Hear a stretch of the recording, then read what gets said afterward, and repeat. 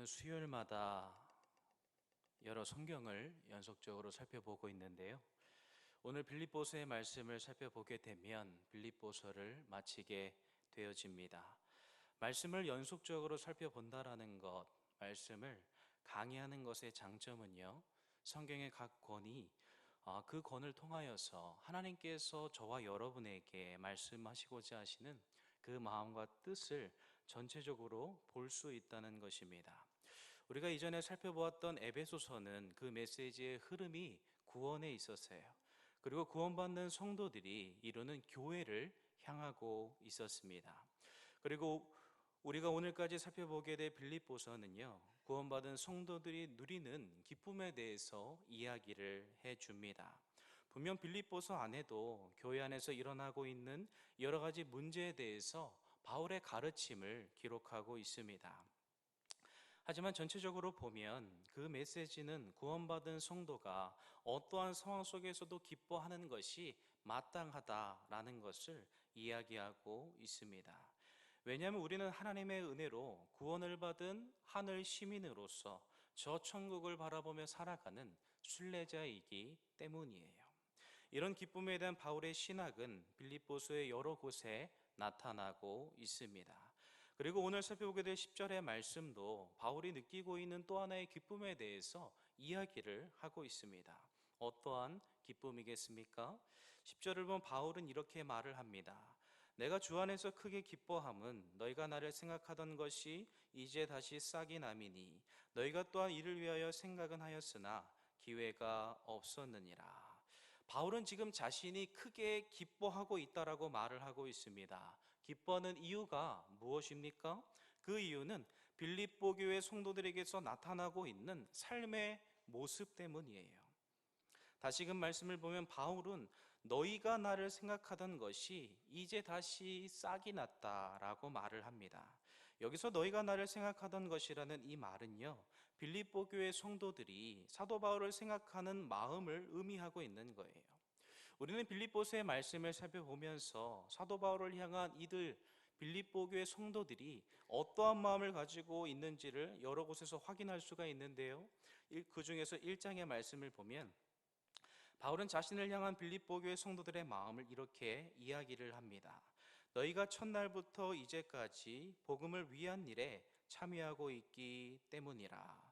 우리가 좀 오래전에 살펴보았는데요, 이전에 살펴보았던 것처럼 빌립보 교회 성도들은 복음을 믿고 구원을 얻게 된 그 순간부터 복음을 위한 일에 수고하며 헌신하는 삶을 살아왔습니다. 이런 헌신과 섬김은요, 하나님의 은혜에 대한 자연스러운 반응이기도 하지만 특별히 자신에게 주의 복음을 전해주었던 바울에 대한 사랑의 마음이 들어 있었습니다.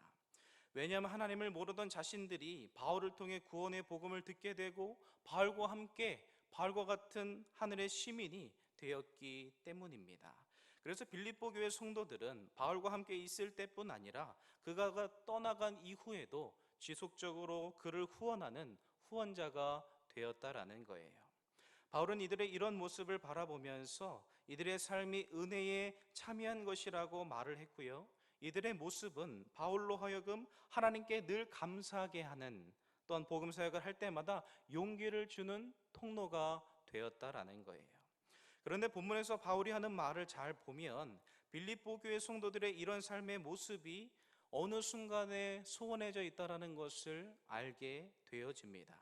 분명 이들은 바울이 방문했던 여러 다른 교회들보다 바울을 사랑했고요, 바울을 위해 기도하며 물질로 후원을 했는데요, 이들의 이런 섬김의 삶이 여러 가지 삶과 여러 가지 상황들로 인해서 조금씩 수그러들기 시작을 했다라는 거예요.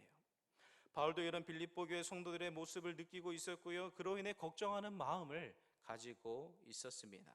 그런데 바울이 이야기하는 것입니다. 이제 다시 싹이 남이니. 무엇입니까? 이들의 삶 속에 다시금 바울을 향한 섬김이 시작되었다라는 거예요. 마치 땅에 떨어진 씨에서 싹이 나는 것처럼 이들의 마음속에 주의 종과 복음 사역을 위한 열정이 다시금 타오르기 시작을 했다라는 거예요. 바울이 빌립보 교회 성도들의 이런 모습을 알 수 있었던 것은 이들 빌립보 교회가 보내주었던 에바브로 디도 때문입니다. 에바브로 디도가 성도들의 이런 모습을 바울에게 전해 주었다라는 거예요. 18절을 보면 바울은 이렇게 말을 합니다. 내게는 모든 것이 있고 또 풍부한지라 에바브로 디도 편에 너희가 준 것을 받음으로 내가 풍족하니 이는 받으실 만한 향기로운 제물이요 하나님을 기쁘시게 한 것이라. 바울은 이 편지를 쓰기 전에 이미 에바브로디도 편을 통해서 빌립보 교회 성도들이 보내주었던 물질을 받았습니다. 그리고 그 물질을 받으면서 에바브로디도가 해주는 교회 성도들의 이야기를 들었다라는 것이죠. 바울은 그 이야기를 듣고 나서 그들이 보내준 물질을 바라보면서 기뻐하지 않을 수가 없었다라는 거예요. 왜냐하면 빌립보 교회 성도들이 보여주는 그 사랑을 통해 다시금 이들의 삶에 하나님을 향한 그 복음을 향한 열정이 일어나는 것을 확인할 수 있었기 때문입니다. 분명 이것은 너무나 감사하고 기쁜 일이에요. 그러나 이런 모습들이 바울을 더욱 기쁘게 만들었던 그 이유는 이들이 사도 바울에게 있어서 영적인 자녀와 같았기 때문입니다. 우리가 자녀를 키우게 되면 알 수 있는 것처럼 부모는 자녀의 작은 변화에도 기쁨을 느끼게 되어집니다. 우리 예슬이가 이제 말을 좀 하기 시작을 하거든요. 이제 어떤 말을 하냐면 이제 자기 전에 아빠 잘 자라는 말을 하거든요. 그럼 이제 저한테 아빠 짜짜 이렇게 얘기를 하거든요. 제가 제 예슬이가 하는 그 말을 이렇게 옆에서 듣고 있으면 너무 행복한 거예요. 예슬이가 그 되지도 않는 발음을 가지고 아빠 짜짜 그러는데 그 이야기를 들으면서 아버지 된 제 마음에 너무나 큰 기쁨과 감격이 있다라는 거예요. 남들이 보면 아무것도 아닌 것처럼 보여지지만 부모에게는 그런 작은 변화가 너무나 큰 기쁨을 가져다 준다라는 거예요. 특히 자녀가 바르게 자라나고 성장하게 되면 그것보다 더 큰 기쁨은 없다라는 것입니다. 아마 빌립보 교회 안에는 바울보다 더 나이가 많으신 분들이 있을 거예요. 그러나 믿음의 측면에서 보면 바울은 빌립보 교회 성도들이 믿음 안에서 자라날 수 있도록 때로는 기다려주고 잘못된 부분을 지도하고 가르쳐주면서 이들이 더 하나님을 사랑할 수 있도록 하나님의 말씀을 따라 그 뜻을 따라 살아갈 수 있도록 인도해 준 아버지와 같다라는 거예요. 그렇기 때문에 그런 바울에게 있어서 이들의 섬김과 동역에 대한 소식은 그 무엇보다 바울의 마음을 기쁘게 만들었을 것이 분명합니다. 그런데 이어지는 말씀을 보면 바울은 아버지 같은 마음으로 이렇게 이야기함에도 불구하고 자칫 잘못하면 빌립보 교회 성도들이 오해할 수도 있을 것이라는 생각을 했습니다. 왜냐하면 바울이 마치 자신들로 하여금 그러한 섬김을 바라는 것처럼 생각할 수 있기 때문에 그런 거예요. 왜 바울이 너희들 너무나 잘한다라고 이야기를 하니까 마치 자신들에게 더 많은 물질을 요구하는 것처럼 성도들이 느낄 수가 있었다라는 거예요. 그래서 11절을 보면 바울은 이렇게 말을 합니다. 내가 궁핍함으로 말하는 것이 아니니라. 무엇을 의미하겠습니까? 내가 어려워서 도와달라는 말이 아니라는 거예요. 혹시나 하는 마음에 자신의 말을 오해하지 말라는 그 아버지 된 바울의 염려된 마음이 그 안에 담겨 있다라는 거예요. 그리고 바울은 정말 다른 마음이 추워도 없었습니다. 다른 무언가를 기대하는 것이 아무것도 없었다라는 거예요. 그래서 14절을 보면 바울은 이들의 섬김에 대해서 이렇게 이야기를 합니다. 그러나 너희가 내 괴로움에 함께 참여했으니 잘하였도다. 빌립보 사람들아, 너희도 알거니와 복음의 시초에 내가 마게도냐를 떠날 때에 주고받는 내 일에 참여한 교회가 너희 외에 아무도 없었느니라. 데살로니가에 있을 때에도 너희가 한 번뿐 아니라 두 번이나 나의 쓸 것을 보내었도다. 내가 선물을 구함이 아니요 오직 너희에게 유익하도록 풍성한 열매를 구함이라. 정말 바울은요 빌립보 교회 성도들이 보여준 그 사랑에 감사하고 있는 거예요. 고마워하고 있고요, 그것이 얼마나 귀하고 복된 것인지를 가르쳐 주고 있습니다. 그러면서도 자신이 선물을 구하는 것이 아니라는 것을 다시 한번 분명하게 이야기를 하는 것이죠. 바울이 왜 이렇게까지 이야기를 하는 것입니까? 그것은 바울을 대적하고 그의 가르침을 어그러뜨리려고 하는 어떤 사람들 때문입니다. 그들이 바울의 마음을 오해하게 하고 바울과 빌립보 교회 성도들의 관계를 멀어지게 할 수 있기 때문에 바울은 자신의 마음이 어떠한 개인적인 욕심에 의한 것이 아님을 확실하게 이야기를 하고 있다라는 거예요. 그리고 우리는 이런 바울의 말이 거짓이 아니라는 것을 알 수가 있는데요. 어떻게 알 수가 있겠습니까? 그의 삶의 태도를 보면 됩니다. 우리는 11절부터 시작되는 말씀을 통해 그가 어떠한 삶의 태도와 자세를 가지고 있는지를 알 수 있는데요. 이 말씀은 우리가 너무나 잘 알고 있는 말씀이기도 합니다. 이렇게 시작을 합니다. 내가 궁핍함으로 말하는 것이 아니니라. 어떠한 형편이든지 나는 자족하기를 배웠노니 나는 비천에 처할 줄도 하고 풍부에 처할 줄도 알아. 모든 일 곧 배부름과 배고픔과 풍부와 궁핍에도 처할 줄 아는 일체의 비결을 배웠노라. 내게 능력 주시는 자 안에서 내가 모든 것을 할 수 있느니라. 우리가 잘 알고 있는 것처럼 바울의 삶은 결코 평탄하지가 않았습니다. 그는 굴곡진 삶을 살았고요, 복음을 위한 것이었지만 그의 삶 속에는 수많은 환난과 역경이 가득했다라는 거예요.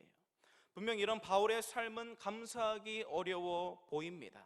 그리고 세상 사람들의 기준으로 볼 때에 성공한 삶으로 보이기보다는 실패한 삶과 같이 보여질 수가 있다라는 거예요. 그런데 바울은 그런 자신의 삶에 대해서 불평하거나 원망하지 않았습니다. 왜 이런 삶밖에 왜 이런 삶을 살 수밖에 없었는지 자신의 삶을 돌아보면서 후회하지 않았다라는 거예요. 도리어 바울은 다른 사람들이 보았을 때에 어렵고 힘든 삶의 과정을 지나왔지만 그 가운데 너무나 중요한 것을 깨달았습니다. 그것이 무엇일까요? 바로 자족하는 것입니다. 그는 어떠한 형편에 거하든지 자족하는 것을 배웠다고 말하고 있는 거예요. 사랑하는 성도 여러분, 배운다라는 것이 무엇입니까? 내 안에 학습이 되는 거예요. 학습이.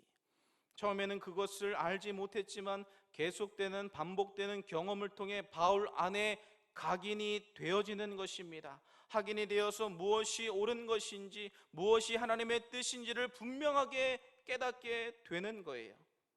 이것을 다르게 이야기를 한다면 하나님께서 여러 가지 다양한 삶의 모습을 통해 친히 바울을 교육하시고 그를 가르쳐 주셨다라는 것입니다. 때로는 그를 궁핍한 삶의 자리로 이끌어 가십니다. 때로는 그를 풍부한 삶의 자리로 인도해 가십니다. 하나님은 바울을 여러 다양한 삶의 자리로 인도하셔서 그로 하여금 자족하는 것이 무엇인지를 친히 경험하게 하셨다라는 거예요. 그로 하여금 하나님이 허락하신 그 삶의 자리에서 순종하는 법을 배우게 하셨습니다.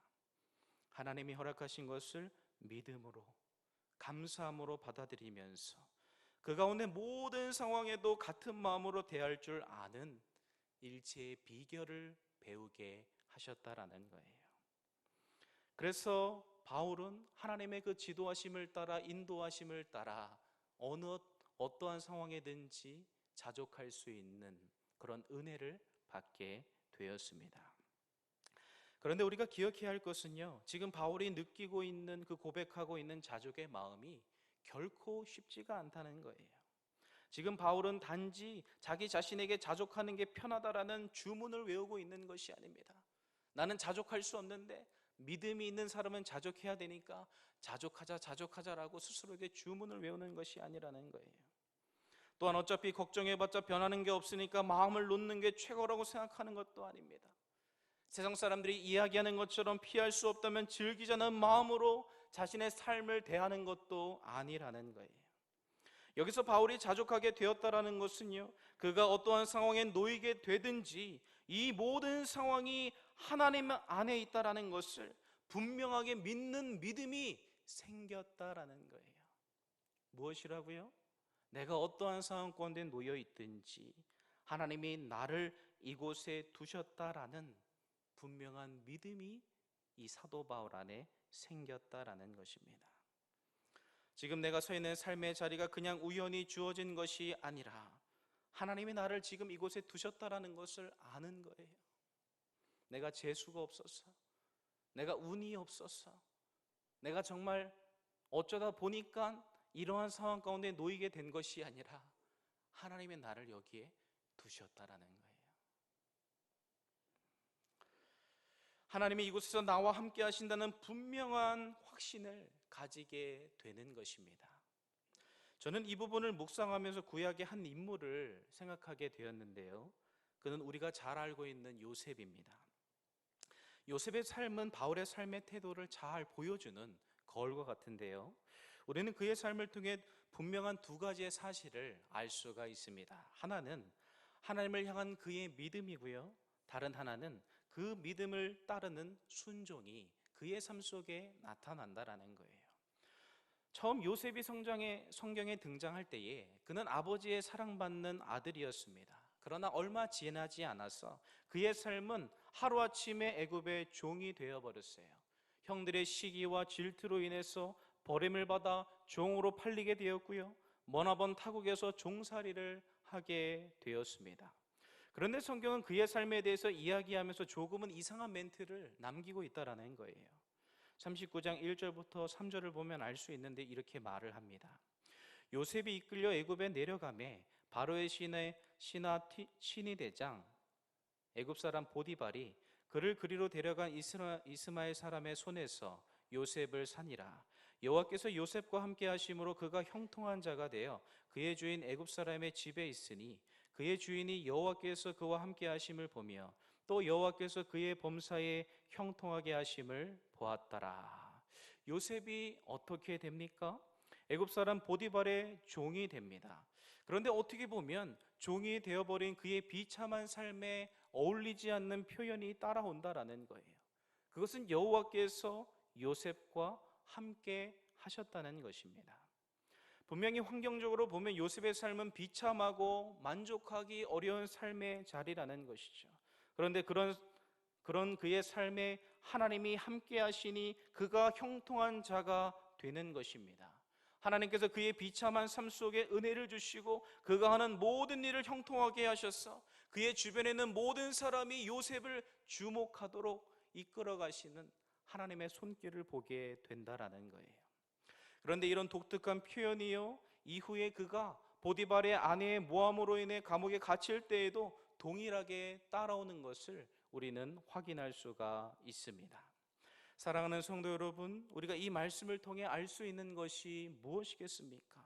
그것은 진정한 삶의 형통과 만족이 무엇인가 하는 것입니다. 사람들은 무엇인가를 가지고 소유하고 있으면 그것을 형통이라고 말을 합니다. 그리고 이런 말들이 틀린 것은 아니에요. 그러나 성경은 진정한 형통이 임마누엘이라고 말을 하고 있다라는 것입니다. 하나님이 나와 함께 하시는 삶이 곧 형통이라는 거예요. 이것을 다르게 바꾸어 말해 본다면 하나님이 나와 함께 하신다는 사실을 아는 것이 형통의 시작이고 자족과 만족의 시작이라는 사실입니다. 그러나 우리는 우리와 함께 하시는 하나님을 바라보지 못할 때가 너무나 많다라는 거예요. 하나님보다 우리의 상황과 환경을 주목할 때가 있다라는 거예요. 그래서 상황으로 인해 우리는 자족할 수가 없습니다. 하나님이 지금 나와 함께 하시고 지금 나를 이곳으로 인도하셨음에도 불구하고 여기까지 인도하신 하나님을 바라보려 하지 않는다라는 거예요. 그곳에서 하나님의 뜻을 구하고 그 뜻에 순종하려고 하는 것이 아니라 내가 원하는 그 뜻을 바라보고 그 뜻을 내세우게 되어지는 거예요. 그러나 우리는 기억해야 합니다. 우리가 하나님의 존재를 바라보지 못할 그때에, 그분의 인도하심을 믿음으로 확신하지 못할 그때에 우리는 어느 곳에 있든지 무엇을 하든지 하나님께 감사할 수가 없다라는 거예요. 만족할 수가 없습니다. 하나님이 허락하시는 형통을 누릴 수가 없다라는 거예요. 그런데 우리가 잘 알고 있는 것처럼 이런 믿음을 갖는 것은 쉬운 것이 아닙니다. 왜냐하면 하나님만을 온전히 믿고 바라보아야 하기 때문에 그런 거예요. 마치 하박국 선지자처럼 내 눈에 아무것도 보이지 않는다 할지라도 하나님이 나와 함께 하시고 지금도 나의 삶을 선하게 인도하실 것을 바라보며 기뻐하는 삶을 사는 것이기 때문에 그런 삶은 우리에게서 너무나 힘들고 어렵게 보여진다라는 것입니다. 사랑하는 성도 여러분, 하나님이 주시는 참된 기쁨과 만족은 결코 어떠한 상황 때문에, 상황으로 인해 주어지는 것이 절대 아닙니다. 사실 우리는 이 땅에 발을 딛고 살아가기 때문에 우리의 눈에 무언가 보여야 합니다. 우리의 손에 무언가 만져져야 합니다. 우리가 무엇인가 이해할 만한 어떤 것을 붙들어야 하는데, 그래야 만족할 수 있고 평안할 수 있고 기뻐할 수 있다고 말을 하지만, 하나님이 주시는 참된 만족은 내 눈에 아무것도 보이지 않아도, 내 손에 아무것도 붙들려 있지 않아도 오직 하나님만을 온전히 신뢰할 그때에 내 안에 주어진다라는 거예요. 지금 내 손에 아무것도 놓여 있지 않아도 하나님의 살아계심을 믿고 그분이 나와 함께 하심을 신뢰하게 될 그때에 우리는 세상에 줄 수 없는 참된 평안과 기쁨을 누리게 되는 것입니다. 이 사실을 믿으십니까? 이 사실이 저와 여러분에게 믿어지십니까? 지금 바울은 이런 기쁨과 만족을 누린 것입니다. 그는 여러 삶의 다양한 모습들 속에서 자족의 삶을 배웠다라는 거예요. 하나님이 나와 함께 하심을 확신했고요, 하나님이 나에게 주신 은혜의 시간임을 그는 믿음으로 붙들었다라는 거예요. 그래서 그는 가난하다라는 것이, 부유하다라는 것이, 또한 어떠한 상황이든지 바울 자신의 마음을 높이거나 낮추지 못했다라는 거예요. 하나님을 향한 그의 신뢰를 뒤흔들어 놓을 수가 없었습니다. 우리는 이런 바울의 삶을 묵상하면서 저와 여러분이 따라가야 될 삶의 모습이 무엇인지를 알아야 합니다. 우리가 무엇을 바라보아야 하고 무엇을 위해 다름질을 해야 하는지를 생각해야 된다라는 거예요. 그리고 이 부분을 통해 우리는 정말 바울이 어떠한 선물을 요구하기 위해 이들 빌립보 교회 성도들을 칭찬하고 그들을 세우는 것이 아니라는 것을 분명하게 알 수 있습니다. 그렇다면 바울이 이들에게 자신이 느끼는 그 기쁨에 대해서 이야기하는 그 이유가 도대체 무엇이겠습니까? 우리는 그 이유를 17절을 통해 확인할 수 있는데요, 바울은 이렇게 말을 합니다. 같이 한번 읽겠습니다. 17절입니다. 시작.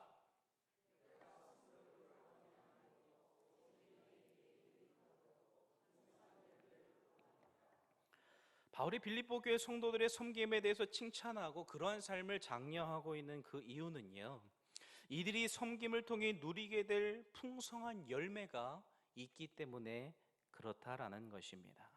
사랑하는 성도 여러분, 우리가 주의 복음과 그의 나라를 위해 헌신하고 수고하는 것이 아무런 유익이 없는 게 아니라는 거예요. 하나님께서 그런 섬김의 삶 속에 숨겨놓으신 축복과 풍성한 열매가 반드시 있습니다. 그렇다면 여기서 바울이 이야기하고 있는 그 열매가 무엇이겠습니까? 그 열매는 다른 것이 아니라 그 섬김과 헌신이 지금 사람들 앞에서 사람들을 위해 드려지는 것이 아니라 하나님께 드려지고 하나님이 받으시는 귀한 것임을 바울이 이야기하고 있다라는 거예요. 뿐만 아니라 18절과 19절을 보면 바울은 이렇게 이야기합니다. 내게는 모든 것이 있고 또 풍부한지라 에바브로 디도편에 너희가 준 것을 받음으로 내가 풍족하니 이는 받으실 만한 향기로운 제물이요 하나님을 기쁘시게 한 것이라. 나의 하나님이 그리스도 예수 안에서 영광 가운데 그 풍성한 대로 너희 모든 쓸 것을 채우시리라. 하나님께서 복음과 선한 일을 위해 섬기는 그 사람에게 주시는 열매가 무엇입니까? 그것은 하나님께서 그리스도 예수 안에서 영광 가운데 그 풍성한 대로 너희 모든 쓸 것을 채우신다라는 거예요. 사랑하는 성도 여러분, 하나님께서 저와 여러분의 그 섬김과 헌신을 알고 계실 뿐 아니라 하나님께서 저와 여러분의 삶의 모든 형편을 아시고 그것을 채워주신다고 말씀하고 있다라는 거예요. 어떻게 채워주십니까? 영광 가운데 그 풍성한 대로 채우시겠다고 말씀하시는 거예요. 이 표현은요, 하나님의 하나님 되심, 곧 하나님의 크고 위대하심을 따라 그분의 풍성하고 넘치는 은혜를 따라 필요한 은혜를 너희들의 삶에 공급해 주시겠다는 하나님의 약속의 말씀입니다. 지금 바울은 자신의 바램을 이야기하고 있는 것이 아니에요. 이 말씀은 하나님의 분명한 약속이고요, 우리 주님께서 하신 말씀이기도 하다라는 거예요. 우리가 복음서를 보게 되면 예수님이 가르쳐 주신 산상수훈의 말씀을 주목할 수가 있는데요, 마태복음 7장을 보면 예수님께서 이렇게 말씀하십니다. 그런즉 너희는 먼저 그의 나라와 그의 의를 구하라. 그리하면 이 모든 것을 너희에게 더하시리라. 우리는 이 말씀을 통해 하나님이 무엇을 중요하게 생각하시는지를 확인할 수가 있습니다. 그것은 바로 하나님의 나라와 그분의 의가 하나님께 있어서 너무나 중요하다라는 거예요. 여기서 의라는 것은요, 하나님의 뜻대로 이루어지는 것을 의미합니다. 그래서 저와 여러분이 하나님의 자녀된 자들로서 아버지가 되시는 하나님의 마음을 헤아리고 그 마음을 따라 순종할 때에 하나님께서 그 무엇보다 저와 여러분을 바라보시고 기뻐하신다라는 거예요. 그래서 예수님이 우리에게 이렇게 명령하시는 것입니다. 먼저 그의 나라와 그의 의를 구하라. 무엇입니까? 적극적으로 하나님의 나라를 사모하라는 거예요. 소극적으로 어쩔 수 없어서 하나님의 나라를 위해서 수고하고 헌신하는 것이 아니라 너희가 사모하는 마음을 가지고 적극적으로 하나님의 뜻이 이루어지는 것을 위해 기도할 뿐 아니라 헌신하라고 말씀하고 있다라는 거예요. 그러면 하나님께서 먼저 그의 나라와 그의 의를 구하는 그 성도에게 이 모든 것을 더하여 주시겠다고 약속을 하고 계시다라는 거예요. 사랑하는 성도 여러분, 이 말씀이 저와 여러분을 향한 하나님의 약속의 말씀이 되어지기를 주님의 이름으로 간절히 소원합니다. 우리는 이 말씀을 통해 하나님께서 저와 여러분에게 지금 무엇을 요구하시는지, 무엇을 기대하고 있는지 그 마음을 헤아릴 수 있어야 한다라는 거예요. 오늘 본문에 등장하는 빌립보 교회 성도들과 같이 주의 나라와 의를 위해 수고하고 헌신하는 삶을 살라고 말씀하는 것입니다. 때로는 저와 여러분의 삶이 이들 빌립보 교회 성도들과 같이 우리의 삶 속에서 여러 가지 삶의 이유들로 인해 식어질 수가 있습니다. 처음 그 마음을 잃어버릴 수가 있어요. 그러나 우리는 다시금 빌립보 교회 성도들과 같이 하나님을 향한 그 섬김과 헌신의 마음을 회복해야 한다라는 거예요.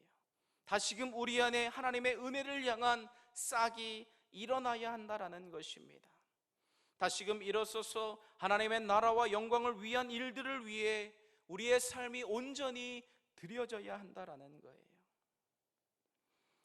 우리가 삶을 살아갈 때 때로는 어떠한 상황과 문제로 인해 어려움을 만날 수가 있습니다.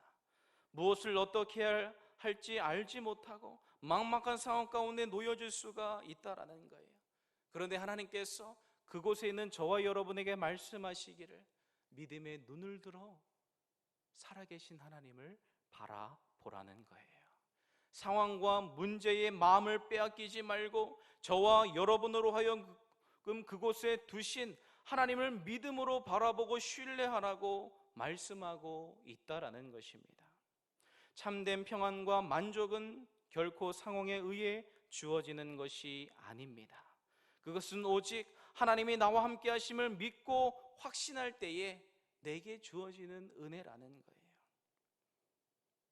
이전에는 저와 여러분이 하나님을 신뢰할 수 있기를 주님의 이름으로 간절히 소원합니다. 그리하여 우리가 서 있는 삶의 자리에서 염려하고 걱정하기보다 믿음의 눈을 들어 하나님을 바라보고 내가 하나님을 위하여 해야 될 일이 무엇인지, 할 수 있는 일이 무엇인지를 고민할 수 있기를 소원합니다.